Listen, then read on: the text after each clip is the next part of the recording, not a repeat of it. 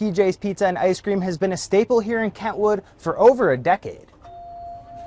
They're serving up slices and scoops, but for the past couple of weeks, construction on 52nd Street has played an impact on their cut of the pie. Here at PJ's Pizza and Ice Cream, they're serving up slices with a smile. I think that just comes from being here for, ourselves about 12 years now too. So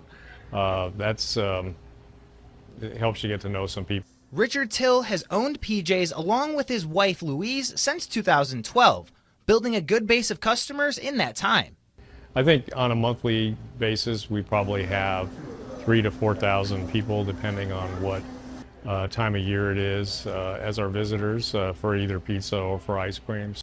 But things have taken a turn over the past month with the construction happening on 52nd Street.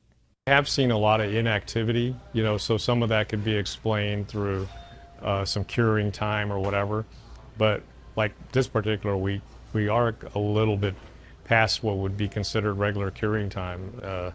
So not really sure why it's still kind of moving at a snail pace. Brad Boomstra, an engineer for the city of Kentwood, tells me the repavement of 52nd Street was necessary and has been in the works for years now.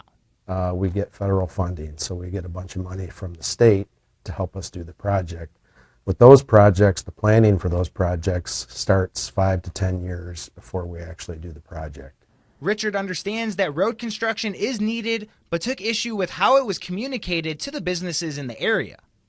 Even if it was just residences, little postcards coming that says, hey, these are the tentative dates, weather permitting and all of that, you'd want to be a little more informed about that. Our assumption was that it would be two-way traffic the way it was on the section just east of us that they did between Broadmoor and East Paris. The city told me they do post updates on their social media and website, but Brad understands the frustrations from businesses and residents. When you do road construction work, you do impact businesses. You impact not just the local traffic, but also access to businesses. There's all these trade-offs in terms of doing construction. We're trying to get it done in a timely manner. We're trying to keep people safe. Residents like Sherry have noticed an issue with the traffic too. Really closed down.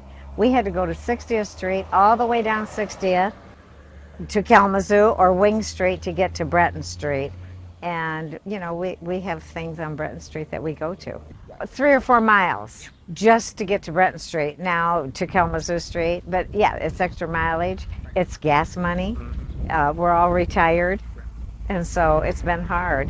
And while one lane is open to pass through now, businesses like PJ's are taking the punches until the road is officially open. We knew the road was in bad shape, so it's good to see it done. I think the duration and those kind of things are things that would be great if they could look at how their procedures are.